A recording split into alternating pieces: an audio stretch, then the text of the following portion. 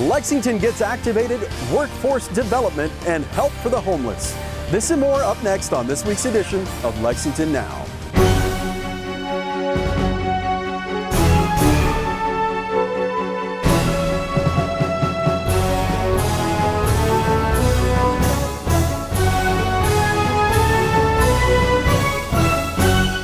I'm Neil Noah. Welcome to Lexington Now for the week of September 3rd, 2018.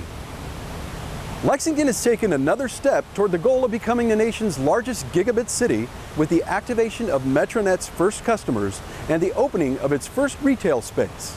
Here's more.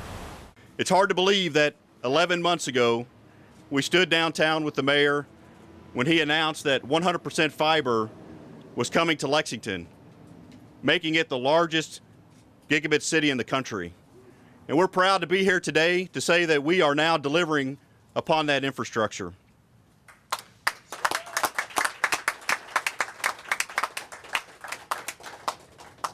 You know, it takes a lot of work to build 100% fiber optic infrastructure. There's a lot of construction crews. There's a lot of disruption in neighborhoods. It is construction. A lot of underground work, a lot of work on poles, a lot of permitting that has to take place, power and facilities that have to go into place to run the network, people to manage the network, do all the proper testing to get it into place, the hiring of people, training of them, and then the finding and renovation of a storefront like what is behind us here today. A lot of effort goes into that. And I'm proud to say that we've already constructed over 140 miles of fiber, passing over 15,000 homes and businesses, and already turning up customers.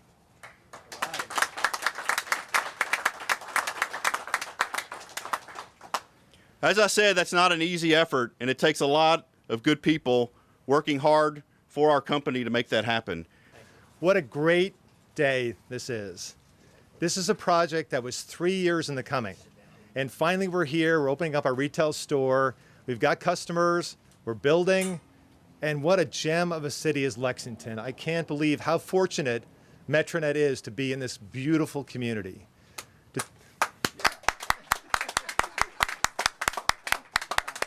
Thank you, Mayor. Thank you. To say just a little bit about our company and keep my remarks brief, we've either built out or in the process of building out 50 cities in Indiana, Illinois, now in Kentucky. So we're on the move. We were founded in 2004, always building fiber. We know a lot about fiber, and our focus is always on serving the customer. We have a phrase in our company called passion to serve. If you take care of the customer will take care of you, and that's what we think about foremost, and all the details that go along with giving good customer service. And then the other thing that makes us successful is the big pipe. 1 gigabit, more speed in the future, and just an awesome experience on the internet with great speeds for all the things that we do on the internet today, and they keep multiplying and multiplying and multiplying. It is a great day in Lexington. Let's dial back to 2014. I staked a claim then.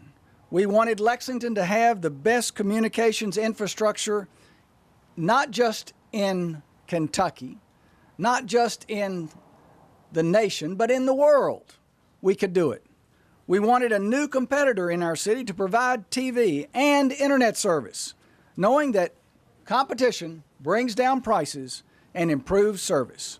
We wanted Lexington to have world-class internet speeds to fuel our university city economy. We wanted Lexington to become a gigabit city. Only one other city has done that before us, and that's Chattanooga.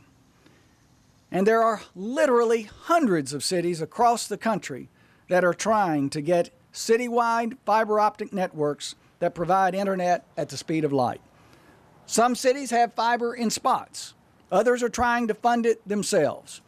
But only in Lexington did the private sector answer the call to build a citywide fiber optic network so that all neighborhoods would benefit from the high speeds and the competition from a new internet and TV provider. So today, Metronet is taking another step, flipping on the switch, activating Lexington turning on the first customers. Congratulations, Metronet, and congratulations, Lexington.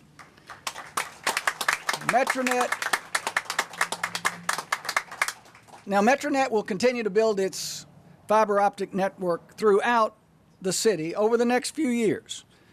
And we all know, as Kevin said, that with a citywide infrastructure project of this significance, this size, there are going to be some issues. Over many years in the construction business, I've done underground utility work. I know. Metronet, however, has a good team in place. And my office is working with them. We're actually meeting with them routinely, more than once a month. And neighborhood by neighborhood, we're working to make sure that issues are addressed immediately and efficiently. Metronet, in fact, has committed to us to get back to citizens with concerns they may have within 24 hours and to resolve issues without delay. And they are doing just that. They are doing just that.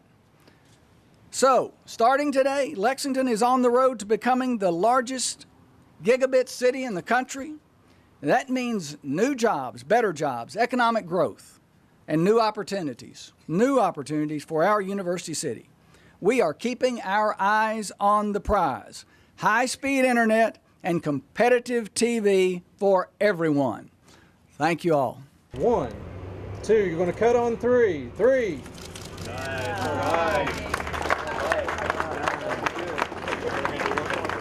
Labor Day is the day our nation sets aside to pay tribute to all of our working men and women. And in celebration of the holiday this week, we talked to some people who have overcome barriers to employment with a little help from our workforce development programs. Build Inclusion works with job seekers and discovers their strengths and skills. And then we go to employers and we match their strengths and skills to the needs of the employers. And we end up finding gainful and meaningful employment. Okay, so my name is Callie Bachelor, and I work here at Champion's Kitchen, the new UK student building, and I like it here. The first day I worked here was really hard, but I was trying to get used to it. And when I get used to it, like working here, it makes it better for me not to get, the pressure out of the way.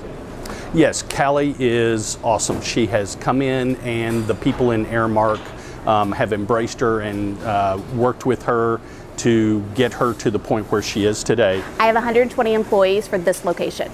We feed about 3,200 students a day in this dining hall, projected for this semester. Callie is fantastic. She's such a sweet girl and a hard worker. She came to us through a program, an assisted work program.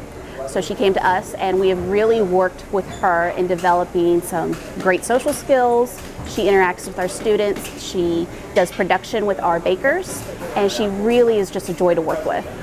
So what are your goals here? What else do you want to do here at the dining center at UK? I mostly want to do the cupcakes. Okay. That's the only thing. Yes. When we come back, what Lexington's Office for Domestic Violence Prevention is doing to help victims.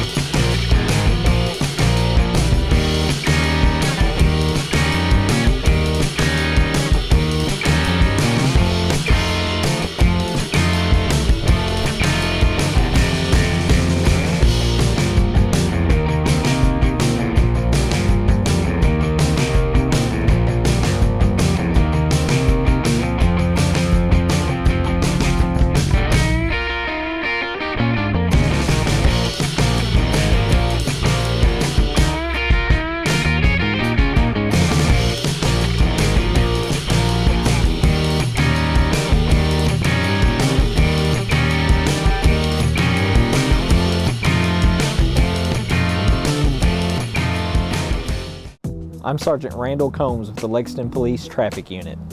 Accessible parking is a valuable and necessary resource for people with disabilities, and that includes the striped area next to accessible parking spots. These are access aisles. and it is illegal to park here, even if you have an accessible parking permit. Access aisles are necessary for me to get into my vehicle. They are there because many of us need that space to use our ramps or to transfer into a wheelchair. It's frustrating when a car is parked in the access aisle because I don't have room to get into my van. Police and LexPark are writing tickets when they see vehicles parked in an access aisle, and the fine is $250. Know where and where not to park. Keep the access aisles clear. Thank you and drive safe. Welcome back to Lexington Now. Lexington's Office for Domestic Violence Prevention has some new resources available. Stephanie Theakston fills us in. The main task is to coordinate the Domestic Violence Prevention Board, which is representatives from all the agencies in town that serve victims of domestic violence. Stephanie Theakston with Domestic Violence Prevention explains what her office does to facilitate victims of domestic and sexual violence getting the help they need. There are lots of advocates in the community that are part of the board, that at the police department, at the county attorney's office, at Greenhouse 17, that will work with victims and help them safety plan. So if they are afraid, then the advocate will help them plan out different scenarios, that if this happens, then this is what I do. So safety planning is one of the best things survivors can do for themselves. Stephanie tells us about some new resources that are now available to victims. It's a reissue of a book that the board has done for many years, but we reformatted it, redesigned it, and put some updated information in it for survivors.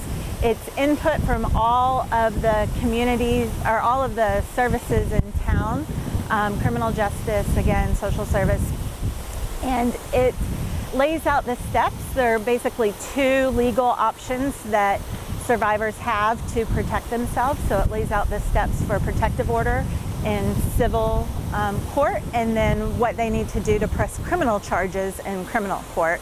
And then it lists the different services in town that they can seek out for specific to their experience of domestic violence. And while her office doesn't provide direct services to victims, they do provide resources to advocates. We have created a couple of different resources that advocates in the community can access. So we are, through a grant, are able to help provide housing stability for victims, helping them pay either the security deposit or a month's rent if they're lagging behind because of the abuse. They've had to miss work because of court or because of injury. And then we also have a program that allows victims to remain in their homes safely. So we provide security cameras, lock changes, window alarms, that sort of thing. Stephanie says that her office is looking to expand their services to underserved segments of the community. People with limited English proficiency, the LGBTQ community, people of color, immigrants, and refugees. So right now, while our newest handbook is only in English, we're currently having it translated into Spanish and hope to develop some resources in other languages soon, such as French, Swahili, Nepali, some of the most common languages spoken in Lexington. Lexington has been working tirelessly in recent years to help the less fortunate among us. Polly Ruddock tells us about a couple of new initiatives. You need to take care of your most vulnerable in order to be a great city.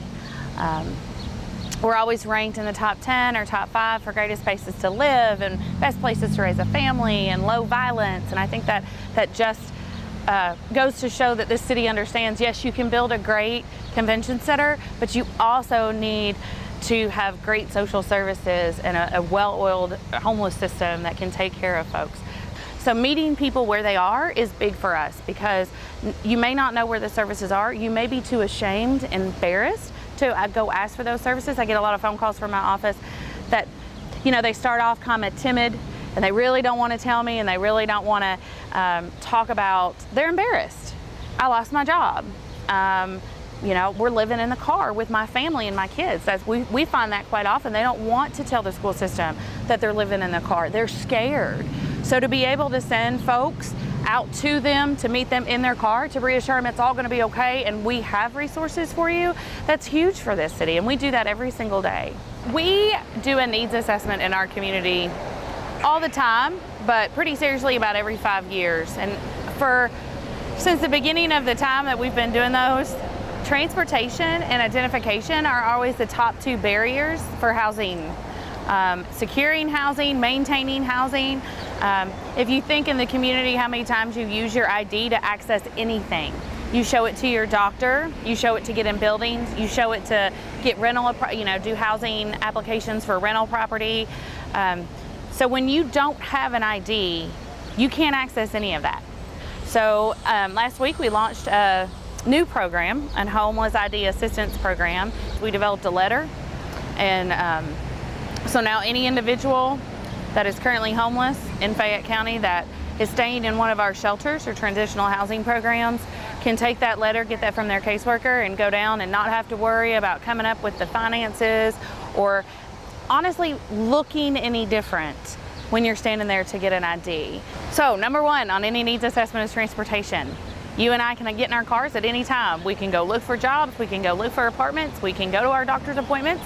When you do not have transportation and you have no access to get that transportation, you can't do any of that. We started a partnership with Lextran. We prepay for a tap card for Lextran, and then that is issued out of my office, and that gives you access to any Lextran routes, buses, anytime. You can go anywhere in the city for 365 days. So one thing we didn't want to do is limit it to 30 days or 60 days. It takes that long to even start finding and securing housing or employment. In order to access this pass, you have to develop a housing plan. Where do you want to live? What area of Lexington? What are your barriers to securing housing? It's about an 8-page plan. Once we approve that plan, we issue a card.